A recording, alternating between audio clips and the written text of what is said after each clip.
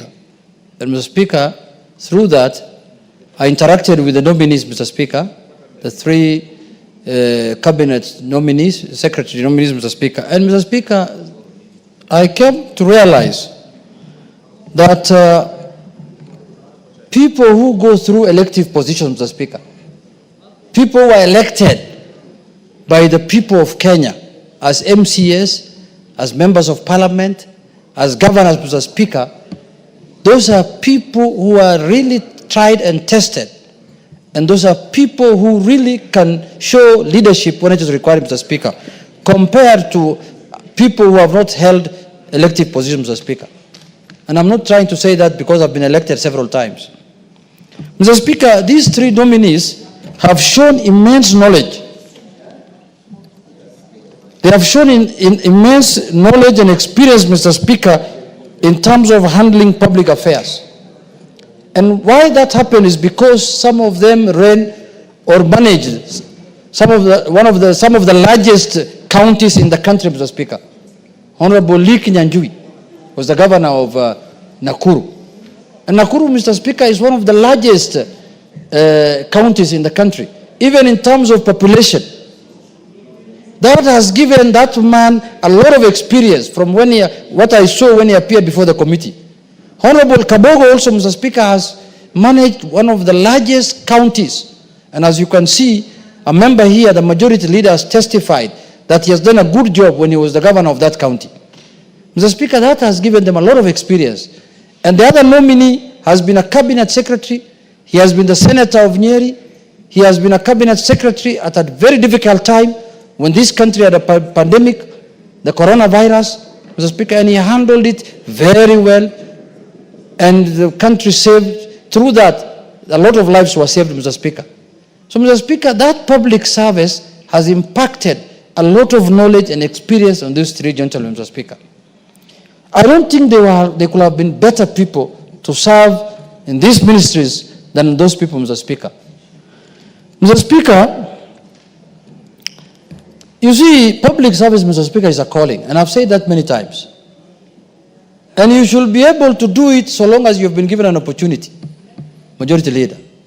But when you feel a time has come, and you feel that the executive that you are part of, and you feel that the president that you are serving, and the government that you are serving, is not incompatible, the policies or your belief at the moment, at this point in time, is not compatible with the government you are serving, the best thing to do, Mr. Speaker, is to resign. Don't bring commotions. Don't bring unnecessary fights within the government. Be a man enough and say, this is enough now. I don't think, the way you've said, I don't think what is happening now is not what I came to do. For that reason, I want to leave.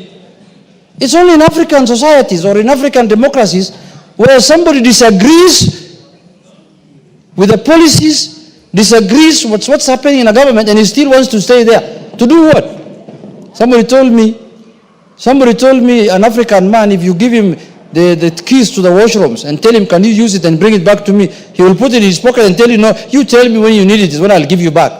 Mr. Speaker, only in African societies. Wamumbi, can you give us time? I want the majority leader to listen to what I'm saying. So if you no longer believe in what the government is doing and you're a cabinet secretary, just resign. You are not welded there like chuma, like an iron. You are not welded in government. Just leave. You know, the other time when we were impeaching the deputy president, somebody told me that he was asked, why can't you resign now that members of parliament have lost faith in you? A pastor in his home told him that you have been put there by God. You must remain there until you are removed by God. Now God spoke through angels to the members of parliament and they removed him. And God's work happened in this parliament, Mr. Speaker. Somebody told him that you are put there by God. Only God can remove you. Pana, God can remove you in many ways. Impeachment comes from God. Because by the time 300 members of parliament agree on something, it's the hand of God. It's the work of God. It's the voice of God. So, Mr. Speaker, if you don't wait for God to come to your house to talk to you, if you think you cannot serve the government anymore. Go do farming. Go do other things, Mr. Speaker. Or become something else. Become a professional. If you're a lawyer, go and open a law firm and serve the country that sphere, Mr. Speaker. Because you cannot be a cabinet secretary who is issuing contrary views to what your government is saying. It's immoral, actually. The other day I saw a good friend of mine, whom I learned a lot of things under him, who was sitting on the chair where Mr. Speaker is sitting, Mr. Speaker. And I learned everything I'm doing in this house under his, Mr. Speaker, under his supervision. And that's not what he taught me when he was a speaker. He told me, Junet, if you are tired of something, leave. But now the same person is now accusing the same people he's serving of many things, and he wants to remain there, and he stay there, Mr. Speaker. It only happens in Africa. It cannot happen. And targeting communities, targeting people of certain, community, Mr. Speaker. Mr. Speaker, is very unfair. And I am a leader now in this country. Because I'm a minority leader. That's a constitutional office under Article 108. If my son is arrested by police, I should also tell the country why my son was arrested. I can't just say my son was arrested by so and so. Give the reasons why he was arrested. And then why do you wait for 7 months so that you tell Kenyans why your son was arrested? Why don't you tell them the day he was released that my son was arrested, and then you drop names. You say I went to the president and the president told me that I called so and so. My friend, where is this secrecy of oath? It's called what? Oath of secrecy. Why can't you discuss things at that level with the people who are concerned? Now, if you have the opportunity to go and see the president, to go and see people who are high offices, Kenyans who cannot access those places, how are they going to be served?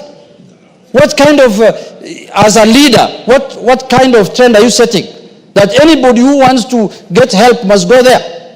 We cannot run, a country cannot be run like that, Mr. Speaker.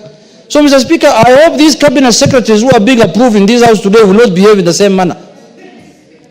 Because when that becomes now the modus operandi, Mr. Speaker, we will not have a cabinet. We don't need to waste our time in this house approving people who are going to defy the same government they want to go and serve. So, Mr. Speaker, I want to say that kind of manners should not be allowed in any society. Because you must be somebody who stands for something. If you strongly feel that what's happening is wrong, leave. People in mature democracies, they live even over something smaller than this. So, Mr. Speaker, coming back to the point, is that I want to say these 3 gentlemen, Mr. Speaker, whom we are approving today, are not also going to represent certain regions. Cabinet secretaries are appointed to serve the Republic of Kenya. Every